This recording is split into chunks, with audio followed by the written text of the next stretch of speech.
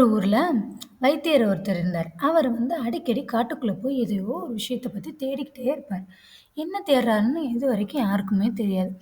மனைவி என்ன செய்வாங்கன்னா, அவரோடயே போய் வீட்டுக்கு தேவையான விறகுகள், சுப்பிகள் எல்லாம் பெறக்கிட்டுக்கிட்டே வருவாங்களாம். அப்ப மனைவியும் ஒரு தடவ கேட்டிருக்காங்க, "என்னங்க தேடுறீங்க? அடிக்கடி தேடுறீங்க. எத பத்தி தேடுறீங்க? என்ன விஷயத்த பத்தி தேடுறீங்கன்னு இதுவரைக்கும் சொன்னதே இல்ல." அப்படின்னு சொல்லிட்டு மனைவி கேட்கும்போது அவர் சொல்றாரு, "உன் வேலைய பாரு, எனக்கு தெரியும்." அப்படின்னு சொல்லிட்டு சொல்லிடுறாரு. அப்புறம் ஒரு நாள் அவர் மட்டும் காட்டுக்கு தனியா போறாரு. தன்னுடைய மனைவி என்ன செய்யுதுன்னா, அவருக்காக உணவுகள்லாம் ரெடி பண்ணி வச்சுட்டு, இவர காணோம் காணோம்னு சொல்லிட்டு இவர தேடி காட்டுக்குள்ள வர்றாங்க. வந்ததுக்கப்புறம் அவரு தன் மனைவிய பார்க்கும்போது, பார்த்துட்டு டக்குன்னு யோசிக்கிறாரு. "உனக்கு என்ன இவ்வளோ வயசு இளமை ஆயிருச்சே! நீ என்ன பண்ண?" அப்படின்னு சொல்லிட்டு கேட்குறாரு. அதுக்கு அவங்களுடைய மனைவி சொல்றாங்க. அப்ப அந்த மனைவி சொல்றாங்க, "உங்களுக்காக தாங்க நான் உணவு எல்லாம் ரெடி பண்ணிட்டு இருந்தேன். அப்பம்போது கரண்டி என்னுடைய நான் எப்பவும் சமையலுக்கு யூஸ் பண்ற கரண்டி என்ன செஞ்சேன் உடைஞ்சு போயிருச்சு.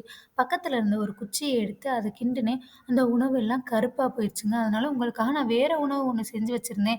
நீங்க வர தாமதமானனால நான் என்ன செஞ்சேன்னா, இந்த உணவு வீணா தானே போகும்ன்னு சொல்லிட்டு, நான் சாப்பிட்டு பார்த்தேன். நல்லாதாங்க இருந்துச்சுன்னு சொல்லிட்டு அந்த உணவ நானே சாப்பிட்டேங்க.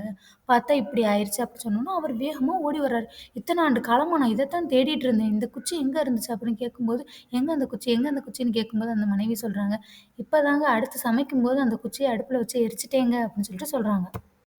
இதே மாரி தாங்க மனைவிக்கு தெரியாம எந்த ஒரு செயல் செஞ்சாலும், அது உங்களுக்கு பாதகமா என்னைக்கும் அமையாதுங்கிறது தான் இந்த கதையோடைய விளக்கம்.